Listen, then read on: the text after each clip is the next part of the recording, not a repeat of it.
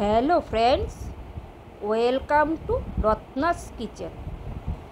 আজ আমি আপনাদের সাথে শেয়ার করব মালাই সেমই।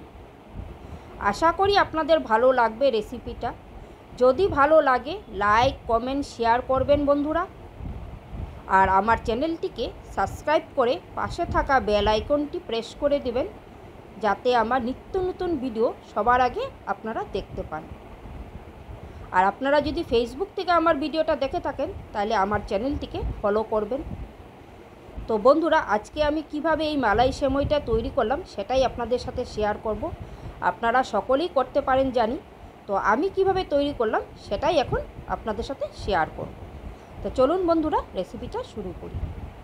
আমি একটা গ্যাস ওভেনের উপরে কড়াই বসিয়ে দিয়েছি, আর এই কড়াইয়ের মধ্যে আমি 2 চামচের মতো ঘি অ্যাড করে দিলাম। ঘিটাকে এখন একটু গরম হতে দেব। তারপর আমি এই ঘিয়ের মধ্যে সেমইটাকে হালকা ফ্রাই করে নেব। আমি বাজারে যে রেডিমেড ভাজা সেমইটা পাওয়া যায় সেই সেমইটাই আমি ব্যবহার করছি। তো আমি ভাজা সেমইটাকে আবার ঘিয়ের মধ্যে 1 থেকে 2 মিনিট একটু ভেজে নেব, তাহলে সেমইয়ের ফ্লেভারটা খুব সুন্দর হবে ঘিয়ের মধ্যে একটু ভেজে নিলে। দেখুন বন্ধুরা, আমি সেমইটাকে হালকা এইভাবে একটু ভেজে নিয়েছি। এখন আমি সেমইটাকে আলাদা একটা পাত্রে তুলে রেখে দেব।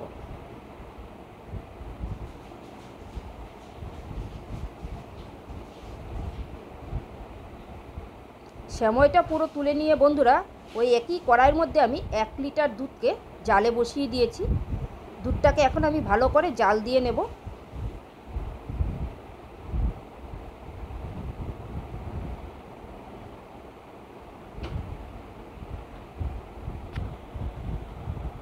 দেখুন বন্ধুরা, দুধটা আমার খুব ভালো করে ফুটে উঠেছে। আমি 2 থেকে 3 মিনিট দুধটাকে ভালো করে ফুটিয়ে নিয়েছি। এখন আমি এর মধ্যে 2টো থেতো করা এলাচ দিয়ে দিলাম, আর দিয়ে দিচ্ছি 100 গ্রামের মতো লাল বাতাসা। আমি এখানে বাতাসা ব্যবহার করছি বন্ধুরা, আপনারা চাইলে চিনিও ব্যবহার করতে পারেন। বাতাসাটা দিলে মালাইয়ের কালারটা খুব সুন্দর হবে, তাই আমি বাতাসাটা ব্যবহার করলাম। আর বাতাসাটা দিলে দুধের ঘনত্বটাও ঠিক থাকবে। এদিকে আমি 2 হাতা গরম দুধ উঠিয়ে রেখেছিলাম, আর দুধটাকে ঠান্ডা করে নিয়ে তার মধ্যে আমি ভ্যানিলা ফ্লেভারের কাস্টার্ড পাউডার 2 চামচ গুলিয়ে নিচ্ছি। আর দেখুন বন্ধুরা, আমার মালাইটা কতটা ঘন হয়ে গেছে।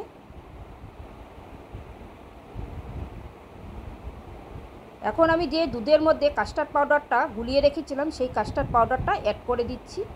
আর এই সময় গ্যাসের ফ্লেমটাকে একদম লোতে রেখে করতে হবে, নাহলে কিন্তু কাস্টার্ড পাউডারটা দলা পাকিয়ে যাবে। দেখুন বন্ধুরা, আমার মালাইটা পুরো তৈরি হয়ে গেছে। ঠিক এরকম ঘনত্বেরই আমি রাখবো মালাইটা। এটা ঠান্ডা হলে আরও অনেকটা ঘন হয়ে যাবে। এখন আমি এটাকে ঠান্ডা হতে দেব বন্ধুরা, মালাইটাকে। এদিকে একটা আমি বোল নিয়ে নিয়েছি বন্ধুরা। এখন বোলের মধ্যে প্রথমে আমি ভেজে রাখা সেমইগুলোকে দিয়ে দিব। কিছুটা পরিমাণ, সবটা সেমই দেব না, কিছুটা পরিমাণ, মানে সেমইয়ের হাফ সেমইটা আমি এখানে অ্যাড করলাম। দিয়ে তার উপরে কিছুটা আমি ড্রাই ফ্রুটস দিয়ে দিচ্ছি।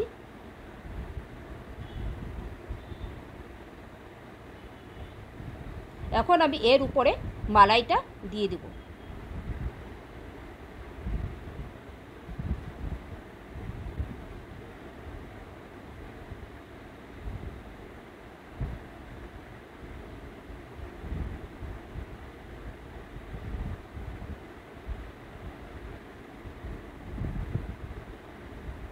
মালাইটা এইভাবে দিতে হবে যাতে সেমইটা পুরোটা মালাইয়ের নিচে থাকে বন্ধুরা।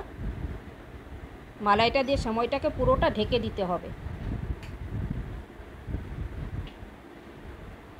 এখন বন্ধুরা, বাকি যে সেমইটুকুই ছিল ভাজা, সেই ভাজা সেমইটা উপরে আবার দিয়ে দিলাম, আর কিছুটা গার্নিশিং করে দিচ্ছি ড্রাই ফ্রুটস দিয়ে।